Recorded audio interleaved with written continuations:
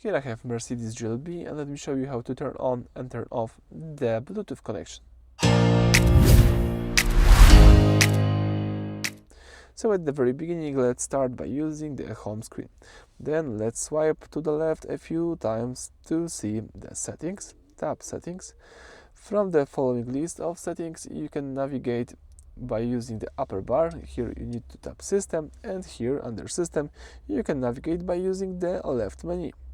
Here scroll down to see the internet and Bluetooth, and now you can scroll down again to enable or disable Bluetooth.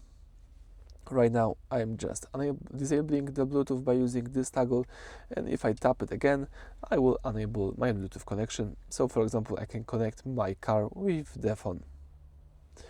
So that's it for this video. Thank you for watching. Please subscribe to our channel and leave thumbs up.